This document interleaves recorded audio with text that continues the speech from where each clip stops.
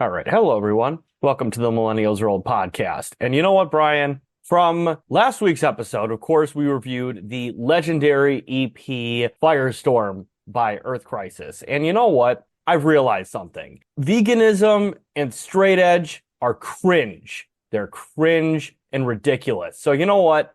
I've decided I'm just going to become a carnivore from now on. I'm going to eat all the meat I can. I'm going to beat my meat. I'm just going to just fucking consume all the meat I possibly can. Well, you'll feel better for it. I can tell you that if you just consume basically the standard amount of red meat that most Americans eat a day, which is about 4.5 pounds every day, I guarantee you'll feel better. You'll have better BMs. You'll sleep better. Exactly. Yeah. And it's Really, one of it's the those, best thing you can do. it really fucking is. It is absolutely just an amazing thing you could do for your health and your body. But you know what? I want to just get one album out of the way here before I fully pivot into just consuming all the meat I possibly can. You know, Brian, you had the idea of reviewing maybe something even more hardcore than Earth Crisis. Is Mm. that correct? That's a way you could put it. Yeah, you could describe it as more hardcore. There are some other ways I might describe it first, but yes, that would be accurate. So without further ado, before I go on my meat consuming journey, let's cover the album Vanguard by Vegan Reich. But before we get into our review this week, let's bring back our segment, Cringe Millennial of the Weak, weak, weak, weak, weak, weak, Week. weak.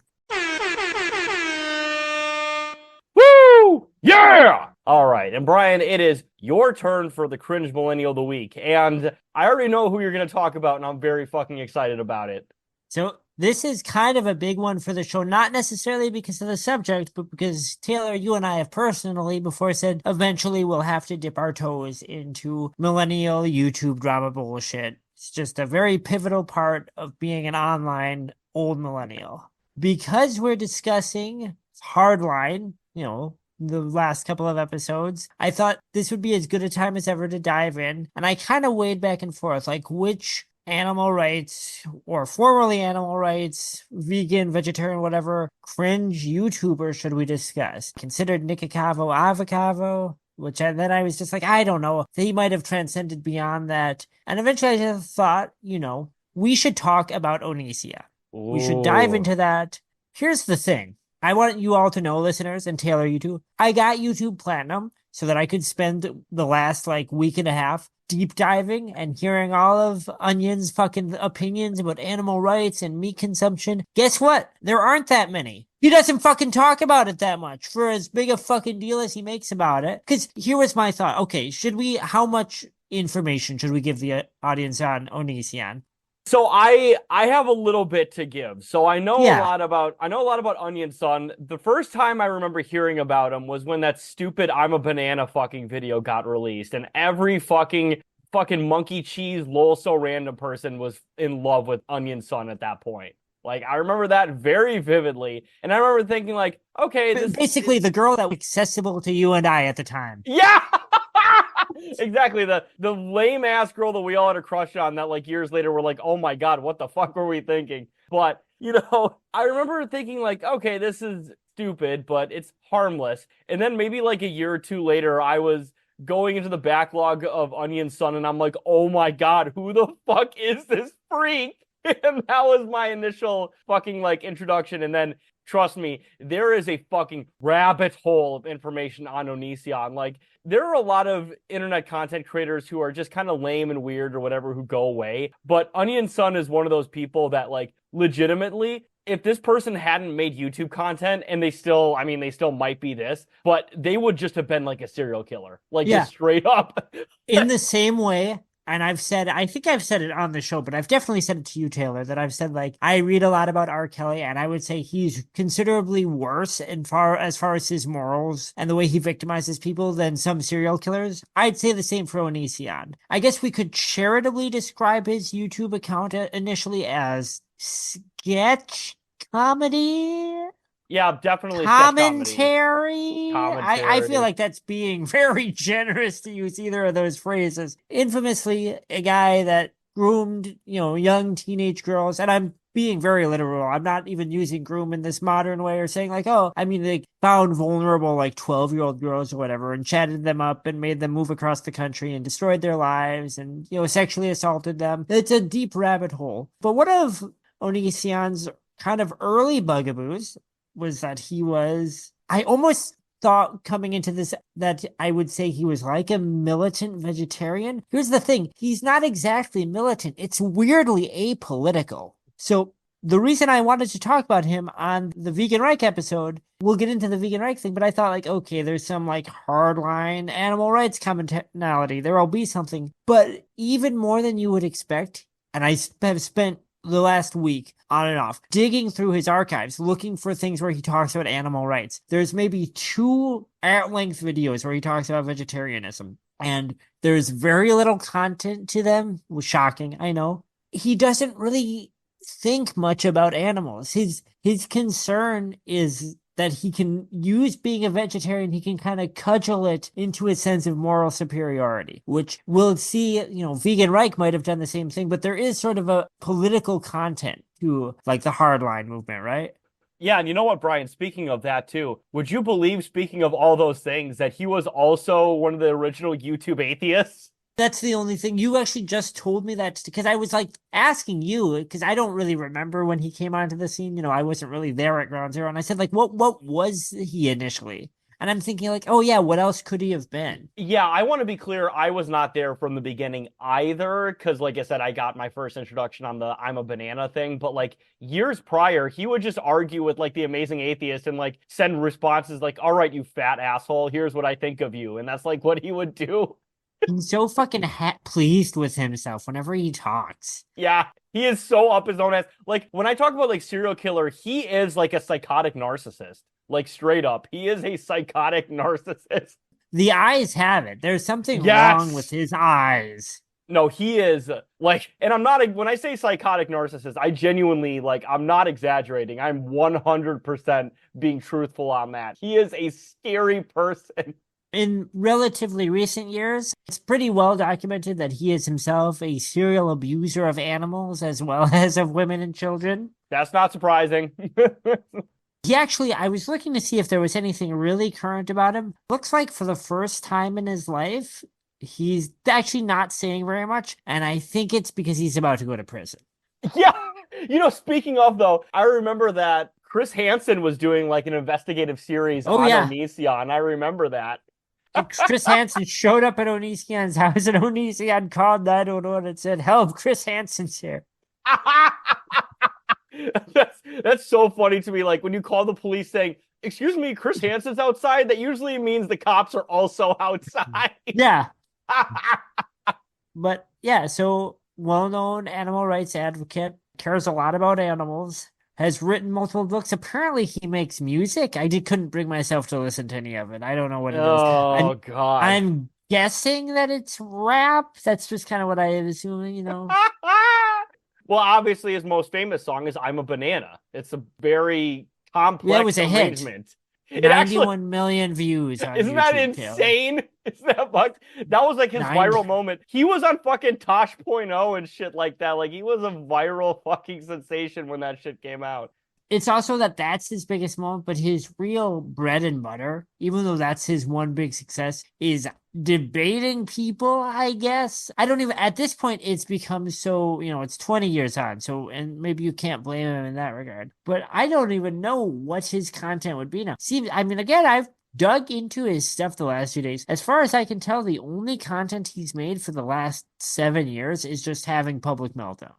Like, has not attempted to make any other content. Yeah, he writes erotica. Oh, God. Well, you're talking about Nikocado Avocado earlier, but at least, like, he still kills himself eating to death online and freaks out. Wasn't Onision just freaks out now? Yeah. Well, so the thing I settled, I guess, on Onision, and even though I kind of feel like, and I can't even say his name, Nikocado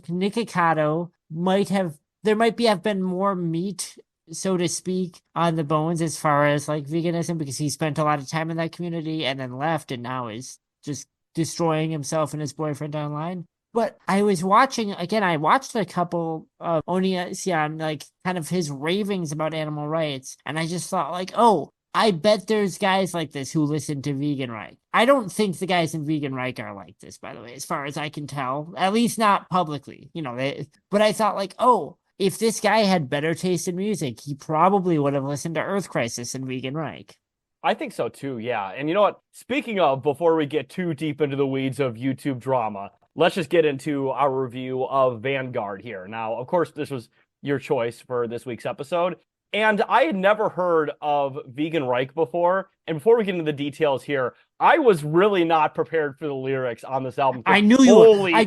I shit. could, Holy I could shit. tell. Listeners. So, we kind of, me and Taylor kind of plot out a ways ahead of time, kind of things we want to talk about, and we kind of batter out ideas. And I said, it's Vegan Reich. It's this hardcore band whose ideology was self-described as, quote, vegan supremacy. And I remember me and Taylor and I was kind of like, oh, I don't think Taylor was realizing that, like, they literally were like vegan fascists. Yeah, the Reich part is very literal. Yeah, they were not kidding. So Vegan Reich, I've known about them for a long time. I've listened to them on and off for a long time. I probably heard them when I was 16 for the first time, when I was just listening to a lot of hardcore punk. They've never been one of my favorite hardcore bands, not even one of my favorite hardcore bands of the 90s, to be honest. Even when I learned about them, it was they were brought up in kind of a half joking way. But there's something really fascinating about them. I remember hearing them and being like, is this for real? Are these guys for real with this fucking name and these fucking lyrics? And then the music, which is in its own way kind of ridiculous within the hardcore scene. So when we're talking about, albums that were foundational for kind of heavy millennial rock or whatever, this is kind of one of the unsung heroes musically, I think. I think you can trace a direct line to a lot of post-hardcore, a lot of metalcore that and frankly, a lot of like kind of mall punk and mall emo that might go more directly than you'd think back to Vegan Reich. God, this shit's fucking fascinating. And once we get to the track listing, I really want to get into that. But first, like I said, let's get into some details here. So it was released in 1995. It does not have a parental advisory sticker. I don't think this album sold more than like 5 copies, so I don't think it was even enough sales for that. It was, once again, performed by the band Vegan Reich, and I was not able to find an actual personnel list, but I included all the members that I think were on here. So the vocalist and guitarist and bassist, Sean Mutaki, He's the important one. Yeah, he's the important one. He is the, I think, sole, like, consistent member, right? Yes. And also John Ewing and Dom Elling on both drums and bass, respectively. And even though I wasn't able to find any more members of note outside of Andy Hurley of Fall Out Boy fame, who was in Vegan Reich in 1999, which I thought was very fascinating. That dude's played in so many bands. There is an argument to be made that Andy probably, he very well might have ended up in hardcore bands because of Vegan Reich, being the age he is in and from the scene he was in. So we may indirectly not have Fall Out Boy or Race Trader or whoever the fuck else, if not for Vegan Reich, believe it or not. Yeah, could you imagine if it wasn't for this fucking band and their lyrics about literally killing meat eaters and stuff like that, we wouldn't have fucking Immortals by the Fall Out Boy song. Oh my fucking God. Well, and it's not just, John and Pete came up in like this scene too. Pete once was a hardline guy and an FSU guy. It's so fucking ridiculous thinking about the shit that they make now. Yeah, like how did that even happen? Get that bag or whatever. Could you imagine a guy, once again, who's like, yeah, we need to kill all meat eaters and we need to create vegan supremacy, and then 15 years later he's writing the song Uma Thurman. Well, okay. Also, for the first maybe 15, 20 years, maybe not quite 20 years, at least the first 10 years of their existence, the FSU, which is like a hardline gang, worked security at Fall Out Boy concerts. Like into their time as a prominent, famous band. Their security guards were FSU affiliates. Could you imagine 14-year-olds just bopping along to Thanks for the Memories and some FSU guy just starts knocking some shit around because they see a joint? Yeah, no shit. Like what were those FSU guys? Were they just so loyal to Pete because they were in a gang together as kids that they like put up with it, or like what were they just like gritting their teeth the whole time listening to this fucking R&B pop punk? Well, that's the thing, Brian. This ain't a scene. This is an arms race. Was about FSU. The thing, okay, so I think uh, it. I wonder if that's. I think that's how what Pete thinks is. If you ever see like some like later Fall Out Boy live things where they're playing the live versions of their full on pop songs, it's really awkward because he keeps trying to force in hardcore vocals, and I don't mean on like From Under the Cork Tree or Folly Ado songs. I mean like on Uma Thurman. He's going like, "Just a dance like Uma Thurman." It's very uncomfortable. that's so weird. He's doing it the whole time. He's just desperate to remind people. I used to be into hardcore. I was into hardcore. I'm actually still kind of hardcore. That's so great because she's like, dude, you're like a multimillionaire and arguably one of the most famous musicians of the 2000s. It doesn't matter anymore. Who cares? Yeah, Let who it go. cares? Let it go. You won. Who Let it go. isn't he married to someone that's like super, super fucking famous Yeah, I too? think he's married to Ashley Simpson or something. Ashley Simpson, I think that makes sense. The girl who ate shit on SNL. No, that was so awesome. Oh God. But yeah, back to the details here. So this album is 17 minutes and 14 seconds long, so just of course slightly longer than Firestorm. And on Amazon it has a 3.5 out of 5, and on Rate Your Music it has a 2.9 out of 5. And before we get to the track listing here, Brian, thank you very much for choosing this because this was by far, and I'm not exaggerating, the easiest Amazon review section of all time. And I you want to knew know it. why? Why? Because there's literally 2 Amazon reviews. See, I was actually thinking when I picked this, I was like, oh, there might be some crazy reviews for this. So I hope there was something good. No, honestly, these two are like pretty normal guys for people who would find Vegan Reich. I was kind of surprised by it, but actually pretty Okay. informative reviews. So I'm just going to get into the reviews right now. So first review here is from Gogol, who gives us 3 stars. And the header of the review says, which is my reaction after listening to like the first 3 songs, like, interesting. But the body of the review says, music, average fast-paced hardcore. Nothing special. It's been said before, they sound like a mix of suicidal tendencies and Minor Threat, and that just about sums it up. Lyrics? Well, let's see. Well, to each their own, but have to say, when they first came out, most people thought they were a joke band with all the hardline life for a life stuff. You thought they were a joke at first too, but they clearly were not joking. No, they were fucking for real. That's They the were thing. dead serious. Sean says now in interviews, he goes like, yeah, I mean, we meant it, but we were kind of being tongue-in-cheek to stir up controversy. I don't really believe that. I think at the time he was so bullshit. serious. I'm just going to get into it right now. So I read a little bit of the Hardline Wikipedia article, and there are like people who literally detonated bombs at like fast food restaurants because of these guys. This was not a joke. This was not a joke. No. Oh my God. That's like saying like, okay, and this is going to hopefully not date this episode, but that's like with these like pro-Palestine, like college campus things, like 2 years later, they'll be like, yeah, we were mostly joking about that. And like they're getting beaten up by fascists and cops. Like the hardline movement was like crazy. It was real for sure. Yeah, God, Jesus Christ. Sort of like a reaction to the growing vegetarianism that was coming into straight edge. Just as Slapshot would become the Vanguard, pardon the pun, of meat eaters. Or just as Crucial Youth had done with their Posy Machine LP. Sad thing is, they were serious. I honestly think it was bands like this that killed off the second wave of straight edge in the 80s, because it was from here that it went to Krishna, hardline, metal, crust punk, and indifference. On the inside cover of the CD, there is all this talk like they started a movement, which to be fair, they did start a movement. It wasn't a great one. Yeah, I mean, they did. But come on, it's all getting a little boring now. Buy if you must. If you don't, you are not missing much. So I don't agree with a lot of this review, but there's certainly some points in here I agree with. I'll just say that. So one thing that I think that this guy is on point about is saying that he thinks, and I don't think I would directly in Vegan Reich for this, but he says, there was the second wave, in like kind of the late 80s. Because again, Vegan Reich formed 86. They're not first wave hardcore, but they're pretty old. They're pretty early for this type of thing.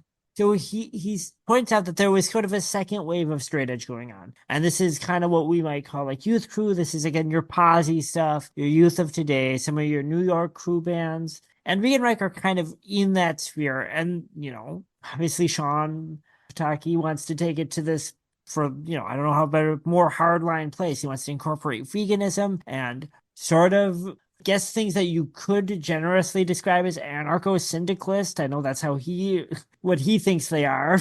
I can tell you, at least reading some of the hardline stuff, it's very syncretic, if you know what I mean. Like Yes. maybe a third position between eating meat and not eating meat. Yeah, it's very, very third position adjacent. So musically, I mean, I think he is actually kind of right that we, like, inadvertently were responsible for kind of transitioning away from that straightforward hardcore thing and into all these splinters. We don't need to get into it all now, but like the reviewer did say, it is true that straight edge broke into Krishna core, which is a whole other weird fucking thing, which then becomes more about being Krishna and less about straight edge. And obviously there's some overlap with hardline where there's, obviously the Krishnas tend to be vegans as well. A lot of the straight edge thing, kind of devolves into, not devolves, but develops into like the early emo stuff, which is farther away from hardcore. And I think a lot of that does start with Vegan Reich, because the one thing I really don't agree with this review on is he does say it's pretty standard hardcore for the time. I don't really agree with that. Suicidal Tendencies, Minor Threat, those aren't bad comparisons. But what's kind of weird about Vegan Reich is their skeleton is kind of like tough guy hardcore. Minor Threat and SSD and the Boston crew, DC crew bands. But they sort of accentuate it with these weird anarcho-punk things, and then like a lot of like new album influence. Like that's new wave British heavy metal, of course, which was a really strange thing to see in hardcore at the time. Also, black metal influence too on at Yes. least one song. Oh, yeah. Once we get into it, I want to mention the black metal influence because it sounds specifically like two very famous black metal songs. It does. It does. And I'm curious about if Sean Pataki was listening to that. I feel like he very well may have been, especially because he seems like the type of guy that would be intrigued by some of those black metal aesthetics. I don't know how else to say it.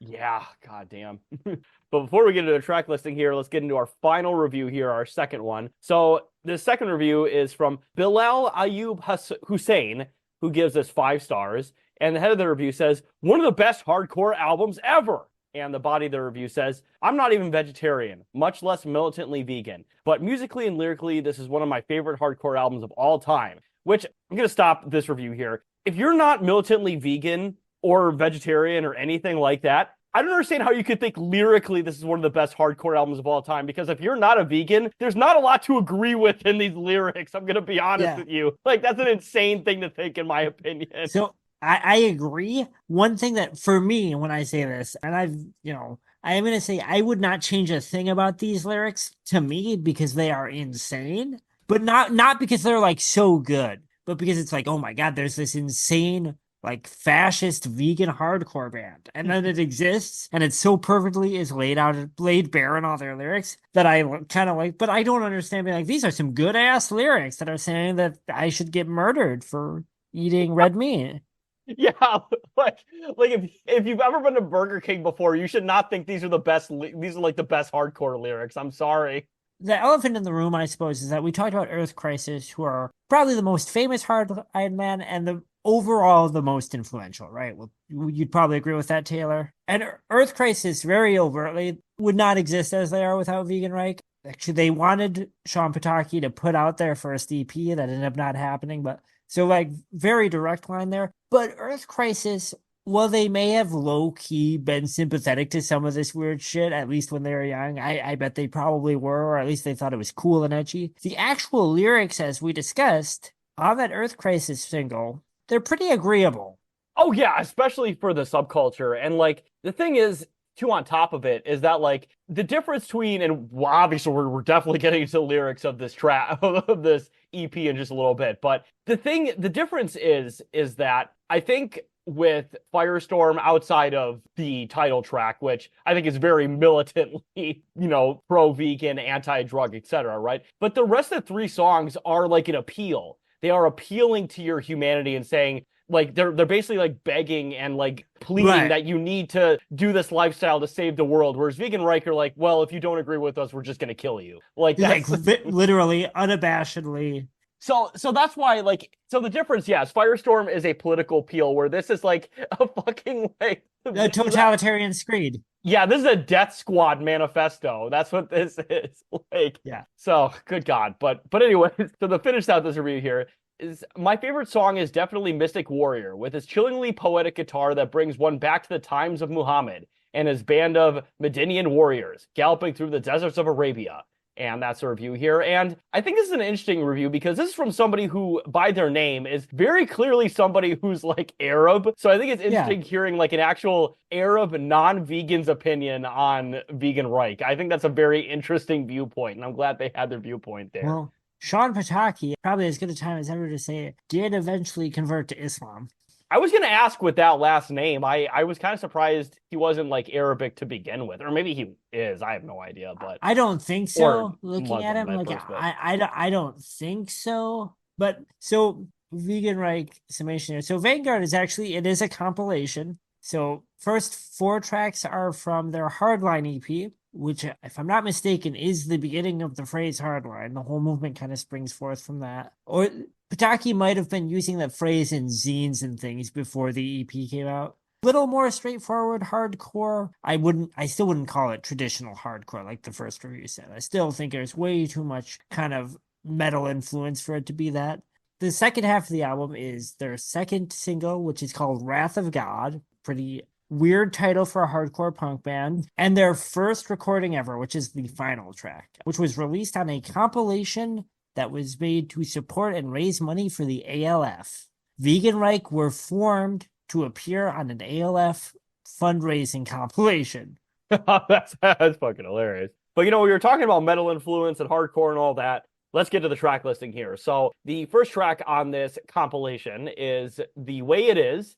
And the beginning riff of this sounds exactly like the beginning riff of both Frozen Moon and fucking Dunkelheit from Burzum. Yeah. So that's absolutely hilarious to me. Like, I'm listening to this and I'm like, wait, did I turn on fucking the Frozen Moon or fucking Dunkelheit? Like, what the fuck is this? And then it plays and I'm like, okay. It literally is. It's like a classic black metal, like slow kind of descending ominous riff note for note. And there's like a voiceover by some, I don't know, environmentalists talking about the natural order of things and how human supremacy is not in fact natural. Well and good, fine. But it's a great start, I think, to this album because it is laying what to me is really important, which is like this is a very metal influenced band. They aren't what you'd call metalcore, and in fact, if you compare them to Earth Crisis, you might even say that they're less metal influenced because I think Earth Crisis and later, like the metalcore bands after Vegan Reich, they incorporate the metal influence into their sound kind of more cohesively.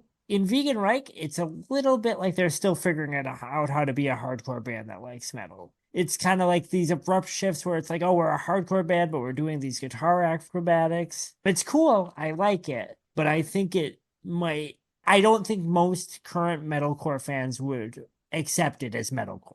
No, 100%. Whereas, like, yeah, we're talking about Earth Crisis and Firestorm. Like, there's definitely moments where you could hear where the beginning stages of metalcore were forming. I think pretty obviously. Yes. Yes. And then also in, their later LPs, apparently deathcore, which I was like, okay, but it actually did end up sounding like deathcore a little bit. So I'm like, okay, they may have been onto something, which I think is so fascinating to me. And once we get into actually reviewing deathcore albums, because we're going to review at some point every deathcore album ever. No, I'm just kidding. We're not going to do that. Oh, good. We're going to review at least one deathcore album on this show. I promise you. One of my kind of pet theories with the development of hardcore is that let's say you're a hardcore band and you aren't trying to progress or you want to continue being hardcore. You're not necessarily thinking, I need to blend other genres or I need to experiment or whatever. Even if you are like a purist band who's just been playing for a while and you want to keep playing hardcore punk, I don't really see any way around becoming more metal influenced. Just because as you play more, you're going to get a little bit tighter. Your songs are probably going to get a little bit longer. They're going to get more parts. And once you're a hardcore band that's doing that, that's maybe playing solos, that's doing little, doing more parts in your songs, more tempo shifts, you're going to sound more metal influenced. So I kind of think that was a natural progression that was going to happen to hardcore no matter what. But in Vegan Reich, it's very upfront. Like there's these almost kind of cheesy like power metal solos throughout. Oh God, yeah. I mean, I like it, but it's weird. Yeah, there's one that's like almost kind of like folk metal. I can't remember which song that is. Yeah. I think it's Mystic Warrior. Like that's because Pataki is a huge Iron Maiden fan by Oh, his own admission, and you hear that and you're like, oh, okay. that's And in so fact, it good. even comes through on his vocals on the Wrath of God tracks. Well, we're talking about lyrics and all that. So the lyrics to this one I put are clearly a mission statement to eventually punish non-vegans and animal product producers. Because like they're talking about literally putting these people on trial and fucking like executing them. They are laying it all out there on the first track. You get your creepy black metal influenced riff. The song kicks into hardcore punk, and this is like a song about how if you are taking part in animal consumption, you are a murderer and you need to be executed, summarily executed. And I think it goes right into our next song. So this is it. And I think in this one, the lyrics are maybe even a little bit more blatant in what they're trying to fucking talk about. Yeah. Like, they even say, this is no angry youth anthem singing about teenage rebellion. Oh, but apparently it's just all a joke, obviously, even though they state it's clearly not a joke. Yeah, there's nothing about these lyrics indicate that any of this is tongue in cheek. It's not the voice of a generation. We're not kids. This is no tantrum. I don't know. This sounds like a joke to me, Brian. We're not kids. This is not a joke. I literally want to murder you if you eat meat. I am not being satirical. This is truly what I believe. No, Brian, it's a parody. Parody. Parody, redacted. Yeah, redacted. Although I will say though, I love the solo on this song. This is a great fucking hardcore solo. I love this shit. Yeah, this is one of the things. So there are solos, throughout Vegan Reich's career. You'll see these kind of flashy, very like power metal-y solos, like I had mentioned before. This is the first one, and it's very squealy, and it's funny because it's kind of like this kind of theatrical anthemic solo over this really bludgeoning main hardcore riff. And and I do love it. It's awesome. It is one of those things where when you compare it to later kind of metal inflected hardcore, it feels a little awkward. It's like, oh, these hardcore guys don't quite know how to make this all blend together. And I just keep thinking whenever they do the solos, I think, oh, hardcore guys must have hated these solos. Oh, I fucking guarantee you they hated this shit for sure. I love them, but I can't imagine many of the like straight edge guys who are into like SSD or whatever, like hearing this and then being like, yeah, awesome. Well, that's the thing, Brian. I think we can all agree that the one thing that hardline guys were very much about was very much accepting variances in lifestyle and ideology. They were very open to that, if you know what I mean. So one of the things, I couldn't find enough information on this to speak about it with any sort of authority, but everything that I found seems to indicate that the sexual politics of hardline culture were extremely reactionary. Oh, yeah. Very, very much so. Like, even, yeah, like, I told you I read the Wikipedia article, and reading everything about it, I'm like, hey, you guys could have just literally been, like, fucking Christian fascists. Like, there's really not that much of a difference. You just wanted to not even... Well, the thing is also, I guess, that they all were really into, like, racial justice, at least, on paper. I don't know about the praxis of that, Well, so that's the thing. I did kind of see that, and I could maybe understand possibly where that came from, but like if you're this militantly vegan and also like militantly anti-gay, anti-contraceptive, anti-sex in general, like you can't really be that pro-racial justice because like I'm sorry, right, exactly. Like there's a lot of indigenous people and a lot of non-white people, etc., that eat meat as a cultural practice, and like those people are just going to be put to death, I guess. And also like there's various differences in how people of all different cultures engage in like sexual practices and sexual orientation.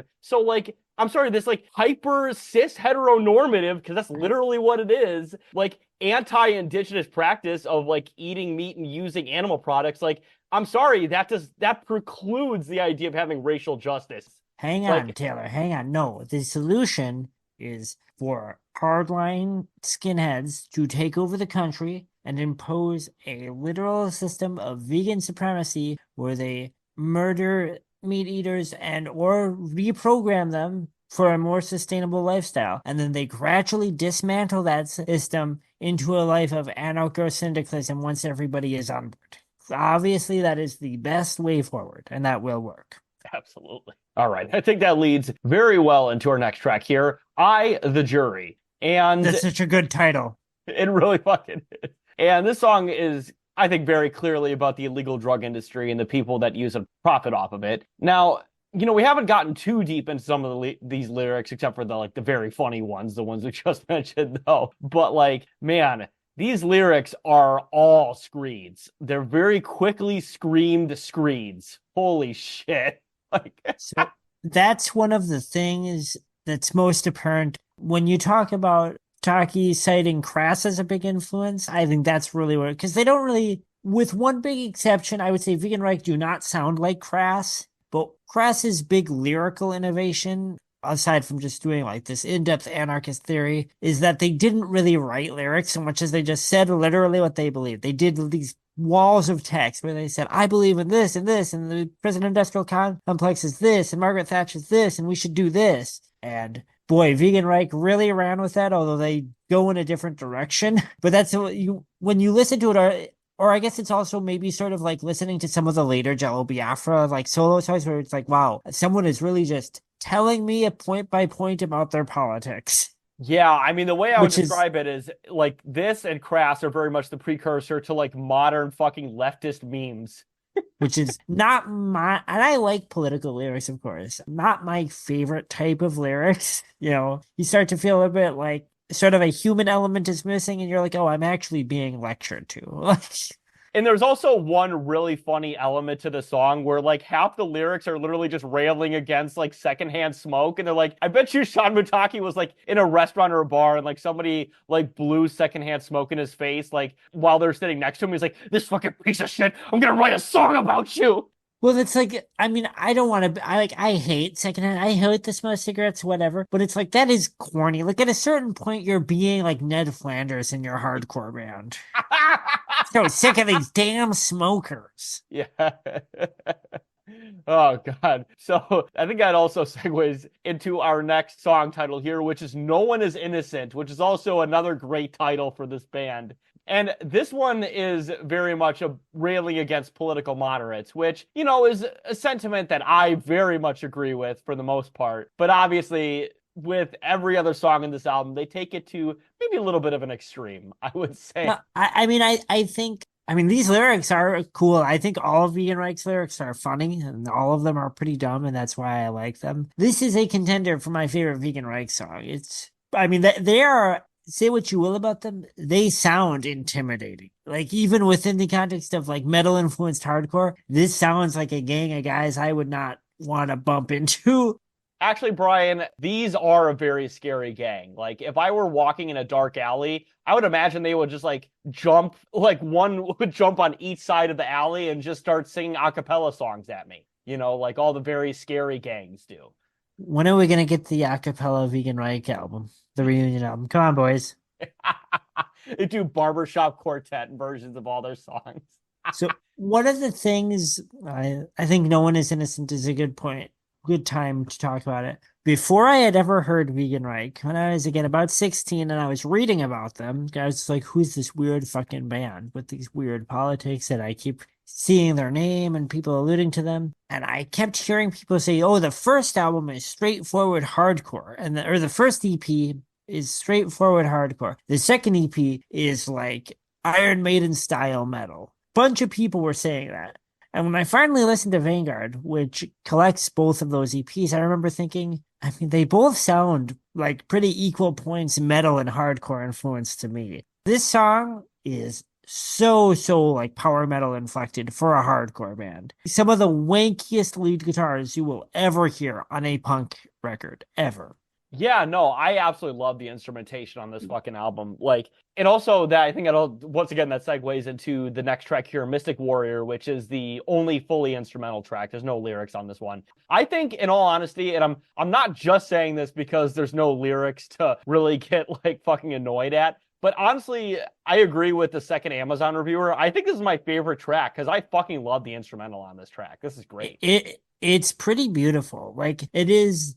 There's definitely a thing where it seems like, to me, this, like I said, I've seen people say, oh, their second EP is such a departure from the Hardline EP, but I don't really think so. I think this is a pretty natural progression of them kind of streamlining the metal influences that were always present, But Mystic Warrior, first of all, the title is fucking funny. It's funny to be this band and then call it your song Mystic Warrior.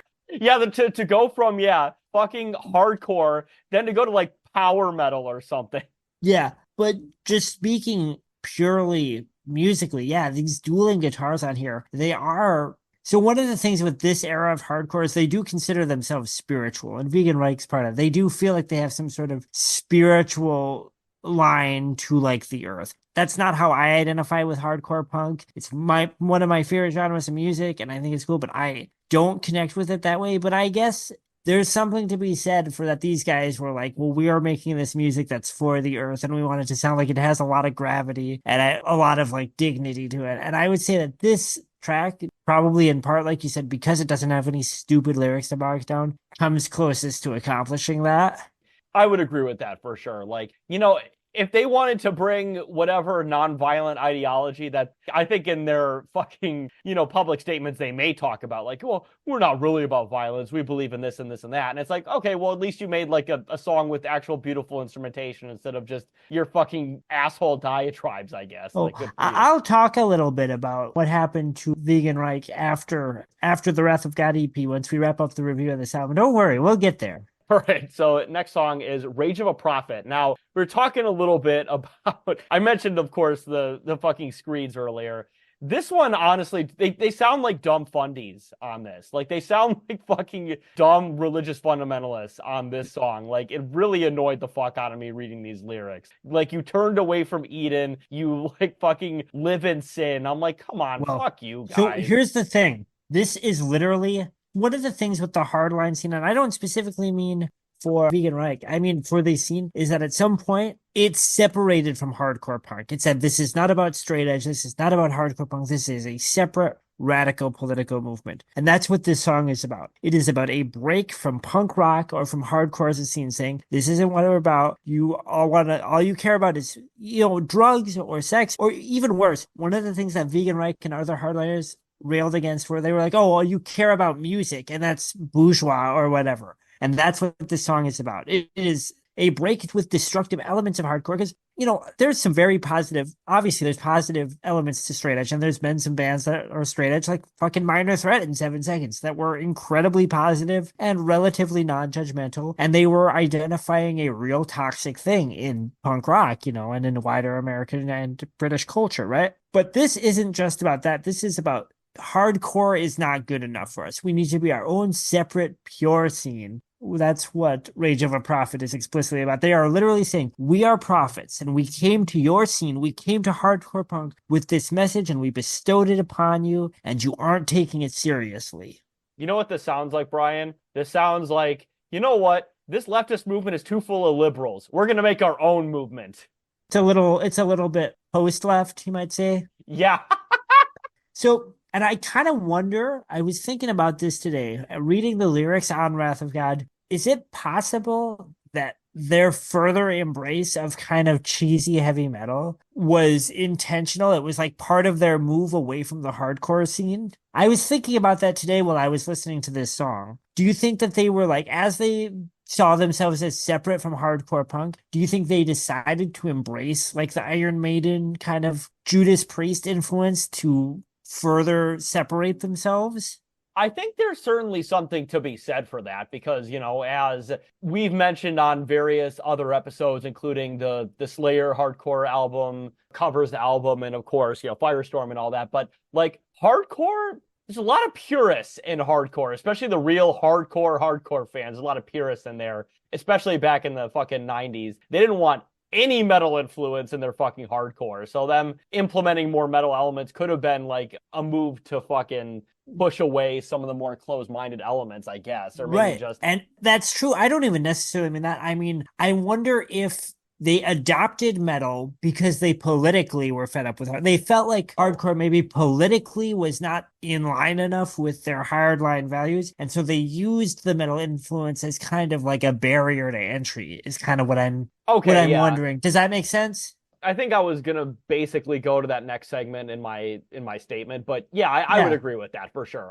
And one of the things I think with Vegan Reich in general, and especially with this Wrath of God EP, is in the 90s, we've talked about this many times. Hardcore is splintering in a bunch of different ways. It's splintering into emo and this kind of like electro clash thing, and of course into metalcore and all these different things, and even into like pop punk, the melodic hardcore skate punk thing. But like pure hardcore is kind of disintegrating into a million different things, right? And I feel like Vegan Reich, like a lot, the reviews that we read, they both kind of talked about Vegan Reich as like, oh, this is like a really classic, fast, loud, hardcore band, but it's really not. Like they are really, I feel like, making a point to not be like Minor Threat or SSD. Do I think those bands influenced them? Like, yeah, of course, obviously. But I don't think if I put on Wrath of God by Vegan Reich with a group of like 80s hardcore guys that they'd be going, oh man, did this come out in 1982? Yeah, they would say this is definitely 90s hardcore for sure. Or they would just be like, what is this gay metal? Like, yeah. Well, speaking of gay metal, so our next track here is Letter to Judas.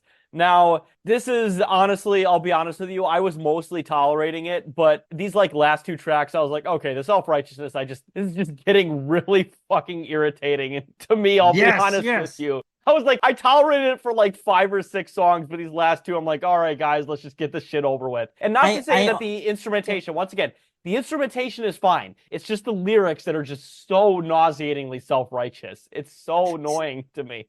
So I wonder if maybe because I don't give a shit. Like I totally am like, oh, this is funny to me. I think it's funny. I think it's dumb as hell. This is some bonehead music by dumb guys that think they're geniuses. So honestly, but I wonder if it bothers you more because you're a vegetarian or a vegan, though. Maybe it's like a little bit, you're like, oh my God. Well, so the thing is that like, and that part doesn't really bother me. What really bothers me too is I think the fucking weasel ass bullshit later on where they're like, yeah, we weren't really doing anything. We were just fucking around or whatever, when they made an explicitly extremely bigoted movement based on this shit. That's what pisses me off about this. Yeah, like in the whole boneheaded thing, like if these were like, I don't know, New York hardcore guys who are singing about, fucking like, you need to stick up for yourself, fucking pussy. Yeah. And like that. Yeah. Like that's the kind of bonehead shit I am mostly I love okay that with, shit. Yeah. Because those are mostly just dumb guys who I think have the best of intentions. Whereas like this shit had a bad life and yeah, they were doing the best they could with what limited fucking like emotional openness I guess had. about like Harley Flanagan from the Cro-Mags and shit like that, right? Like yeah. Whereas like these guys just seem like honestly like quasi-fascist assholes, and I can't accept and they've that. thought about it. Like this isn't like a lot of these dumb hardcore bands with questionable politics. They aren't really thinking. Like Cro-Mags have some iffy stuff, right? Because they don't really. Harley Flanagan doesn't really know like what he fucking believes politically. Come on. The fucking guy from Agnostic Front, he doesn't know what his politics are. He just knows that his life sucks. These guys, though, they know what their politics are. They have like a thought through, and I hate to say it, a relatively coherent worldview. That's not to say it's good, but like there's like a logic to what like they've thought about it. Like they've sat down and thought this is what we think is good, which is. And there's also kind of to me a little bit of when I read these lyrics, it's just a little bit of like a college kid vibe to me. Yes, exactly. And even though it's all macho and aggro and regressive, Yeah, and I was gonna say this until the very end, but I think this is I'm just gonna bring this up right here. But like, talk about how they were just kind of fucking around. They literally tried creating a central committee for Hardline, like an official body for this movement that they say they were fucking around with. Like, I just hate that weaselly ass bullshit, and that's what pisses me off about this. Like, I'm sorry. Maybe I should clarify because I don't want to put words into Pataki's mouth here. He didn't claim that he never meant it. What he claimed, and I still think this is bullshit. I just want to make sure that I'm representing him honestly when I say that, is he wasn't like, oh, it was all a big joke. It was satire. What he says is he's like, oh, we amped it up to like 11 to provoke people, Well, I guess all those terrorist attacks that they helped fucking they were really amped up to 11. They really amped up to 11, those ones they helped inspire and were very explicitly part of their movement, absolutely. So looking at, and I didn't do a deep dive, I read some interviews, looking at the Pataki's shit now. I also love, and by the way, you keep calling him the wrong name Pataki. Every time. No, I know. It's Mutaki. Mutaki, yeah. You call him Butaki, Pataki. I think I said Pataki, which is actually a character from Hey Arnold. Yeah. I was like every time you call him a different one. I'm sorry. I just thought that was really funny. But thank you. But pretty it looks like at this point he's still posting, I guess what you'd call hardline shit, but it's all pretty slogany, right? Mostly he posts delicious looking vegan meals that he's eating. And then he posts things about Palestine, pro-Palestine shit. Hard to say where he's at now. In the interviews I found, he seems to have walked back, not taken back the things he said. He's sort of done a soft rebrand of them, I would say. I can at least a little bit respect that. So he wasn't like trying to do, I guess, he wasn't doing Billy Milano, if you know, like the guy from MOD who wrote these really racist songs and then said, oh, that was satire. Oh, Jesus Christ. He's not doing a Billy Milano, not quite. Wait, are you telling me Johnny Rebel wasn't a parody? Johnny, yeah, my favorite left-wing satirist. My favorite left-wing satirist politician, Barry Goldwater. Man, that was such funny. He really exposed the right with his satire. Oh, God. But, exposing some things, I think that leads into our final song here, Start Revenging. Now, this is one of the first songs in a long time that I actually pretty hardcore agree with, because this is a song against basically factory farming and animal testing, which those are two things I'm very much morally against. So, hey, they got me on the last fucking song. So, very important song. This is not on either of the EPs. This is the song that is on the compilation album, The ALF Are Watching.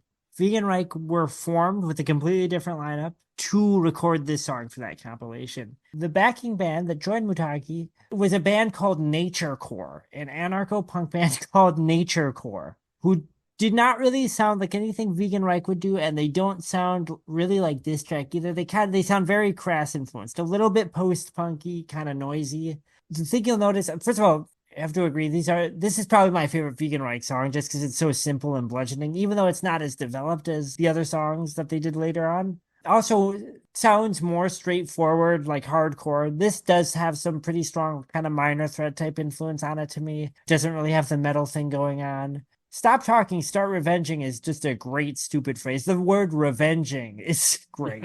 Metal Gear Rising Revengeance. That's what it sounds like. Yeah, it's that type of shit. So really, this track is the genesis for Vegan Reich. Initially, I think that they were only going to record this one song. It was a one-song project, and I'm going to say, had they only recorded this one song, their legacy might have kind of been the same. It might have been, to be honest with you. I mean, shit. Maybe not. They might have just been some weird, mysterious band on some weird ALF comp. I meant to listen to that ALF comp and see if there was any like weirder. I was thinking like, oh, are there stranger, more extreme hardline bands than Vegan Reich? Because as far as I can tell, there kind of aren't, at least not publicly. Or you know what, Brian? We were talking about if they had only released this one song, maybe it would have got fucking implemented in a porno, and then maybe 20 years later, somebody would be like, hey, what's this song I found randomly in my computer? And everybody in the internet for years would be like, I don't fucking know what this song is. And then turns out it was from a porno movie. That's very relevant to a very recent funny thing I found on the internet. Imagine just having this type of like bonehead lectury hardcore in the background of a porno you're watching. Oh my God. I could tell you, Brian, that could be a thing. Let me tell you, that could be a thing. Of course. I'm sure it exists. It's on some Burning Angel video or something. Oh, Jesus. But yeah, so that is the album Vanguard or compilation Vanguard. So final thoughts before we get into our pluggables, Brian? There's a lot of things that preclude this from being one of my favorite hardcore albums. Not my favorite era. Of course, I prefer like early 80s hardcore. Don't really relate to a lot of hardline stuff. Find a lot of it kind of goofy, if not outright offensive at times.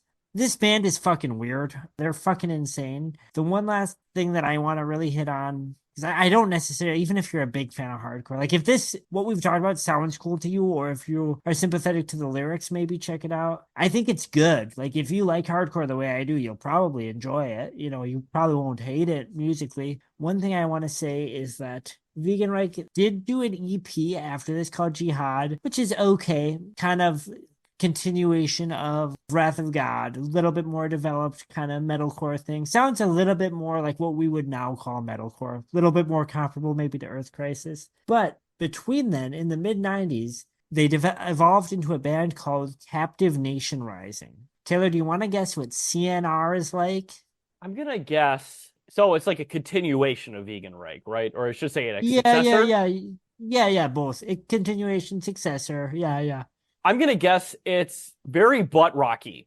I'm going to tell you something. So, first of all, you notice that on the Wrath of God tracks, the vocalist become a little bit more like he's actually trying to sing, a little bit less of a hardcore shouty thing. He's trying to do that more with Captive Nation Rising. It is like Muslim reggae rock, hardcore influenced Muslim reggae. That rocks. Oh my God. If there's ever a battle of the bands, it should be that and Modest Yahoo. I mean, like, I always want to give artists props for evolving, trying different stuff. That's kind of even if it doesn't work, I'm gonna go like, okay, you really took a big swing here, and I respect that.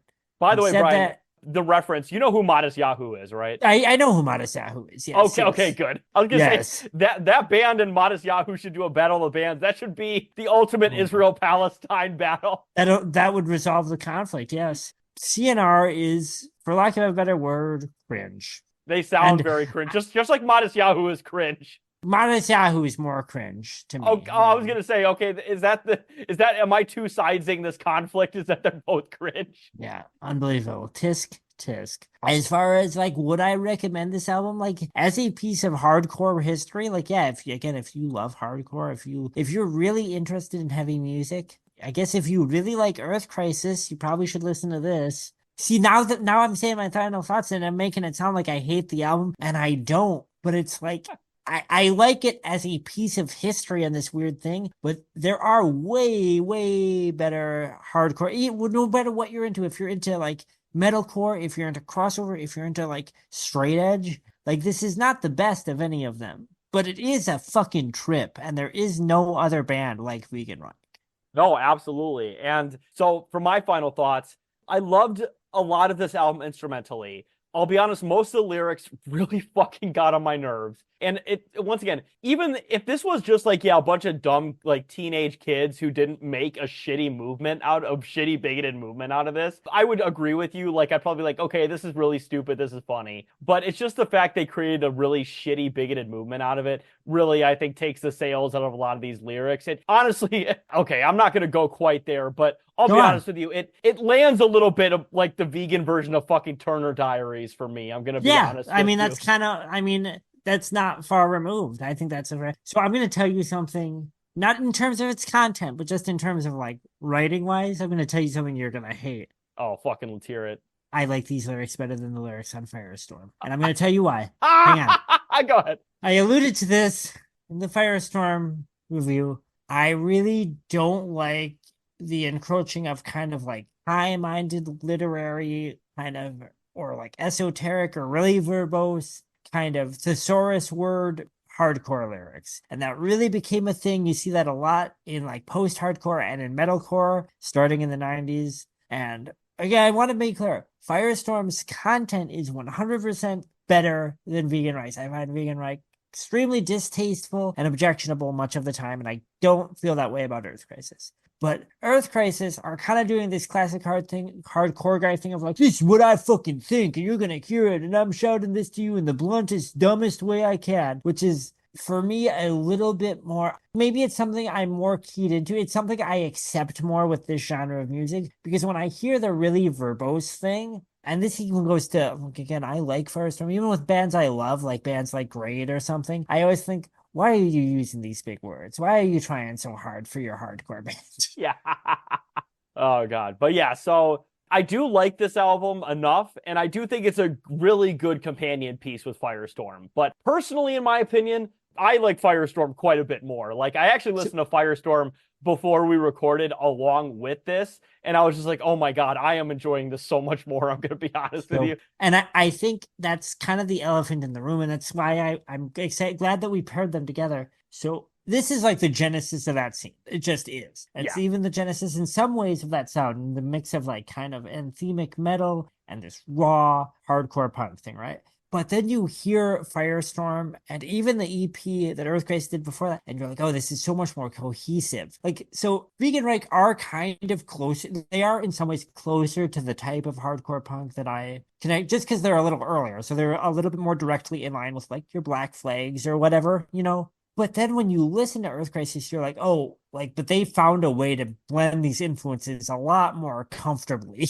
Whereas For I sure. feel like Vegan Reich, there's this thing where it's like, well, this is a hardcore riff, and now it's got this distracting, squealing metal guitar over it. And now the singer is trying to sound like Bruce Dickinson, and he doesn't really have the range for it, you know? Oh God, that's so funny. All right, but yeah, so that is our review of Vanguard. And before we end the episode, of course, I want to get into our pluggables. So, of course, you can follow me at Carlos Chantor on Twitter, now X.com. I will never call it X.com, but on Twitter.com. And as well, please listen to our episodes on both YouTube and Spotify. We are uploading episodes simultaneously to both platforms. And as well, please, once again, as always, donate to the Lucifer and the Father GoFundMe. I know we mention it a lot on every single episode, but really, we want to see a part 2 to this fantastic series. Yeah, please help out our buddies. If you don't know any donation that a listener makes that they can prove that they were sent from Millennials or Old, I will match within reason. But follow me at johnstab at xvideos.com and follow our Facebook page. Again, send me weird shit you find, particularly weird stuff by boomers, because digging that well, I kind of feel like if I keep poking that Billy Jack thing, they're not going to like me anymore. I've started being nice to him because I don't want to get kicked out of the group because it is a wealth of Billy Jack information, although you kind of have to dig to find the good stuff. And they seem like mostly nice people from the sounds of Yeah, it. yeah, I think I've had some conversations with a few, I guess you'd call them prominent members of the official Billy Jack Facebook group. I don't know if I told you, Taylor, if you go onto the group's history page, Tom Laughlin, his actual Facebook account is still tied to it as an admin, which made me a little sad to see. But follow us at Millennials Are Old on Facebook. It's just the Facebook page. And Millennials Are Old Pod on Instagram. Harass me. Tell me what you don't like about the show. Tell me things that you think we should review, please. And actually, cringe generate. If you find any cringe Zoomer stuff that's really good, please send it to me. Because I know there's no shortage of it, but I get overwhelmed when I look for it. Yeah. No, I'm not kidding. When I go like, I better find some weird Zoomer stuff. And the thing is, I don't want to be like a millennial that's like, look at these Zoomers, and it's something that's not even a thing. I don't want to find some weird thing that like one kid is doing and be like, look at the new trend with Zoomers. Can you believe they're doing this? And then it's like not even a trend. Do you know what I mean? Yeah, exactly. Yeah. Like that fucking stupid thing that boomers always talk about where it's like, kids nowadays, they piss in litter boxes. They want to be cats. And it's like, first off, no kid is doing that. Yeah, no, that's literally not happening. I don't, yeah. You don't want to be But that I'm alarmist reactionary boomer. Well, so sometimes I worry that sometimes in a more contemplative moment, I will think to myself, I bet there aren't that many Puritans because we make fun of them. And you know what? There aren't that many, but there's enough. I will say there may not be a lot, but they're very influential. I'll say that because I literally saw a statistic today that was something like maybe a decade ago, something like 80% of movies had like sexual themes in it or something. I can't remember what the exact thing was, but now only half of movies even like have any sexual themes at all, like R-rated movies. So Right. like they're making less sex in movies objectively. Yeah. That's mostly and because of Zoomers. it seems like, and this is anecdotal evidence on my part, just based on interactions I've had and things I see. It does seem like Zoomers are kind of kept between your Puritans and then like, it seems like they're borderline red pilled. Like a lot of them now. Yeah. It seems like there's like this huge gulf between them. And I'm like, oh, are there any normal kids? It doesn't seem like it. Yeah, Jesus Christ. That's like with that new Challengers movie that came out and they're calling it, sensual or whatever. That would have been just a normal movie in like 1987. Oh, I'm seeing it tomorrow. Oh shit! All right, I'm excited. I'll probably see it at some point too. I'm literally seeing it because I'm so like, oh, finally a movie that's a little horny, just because I want to support horniness in movies. Hell yeah! And speaking of fucking horny assholes here, I think it's time we take our horny asses to bed. And Sean Mutaki would not be happy to know we're being horny right now. No, yeah, he'd literally kill us right now. Yeah. Should I ask him if he wants to come on the show? Should I send him the pod? In this era, should I send it to him? And yes. Ask if we can... Honestly, a fucking vocalist for a guy who started a movement that may be the most puritanical, like I'll keep calling him Sean Pataki during the interview. Yeah. It'd be like, are you related to George Pataki, former governor of New York? I love that. All right. Have a good night, everybody. I'll do it. And stay tuned for our interview with fucking Sean Mutaki. Good night, everyone.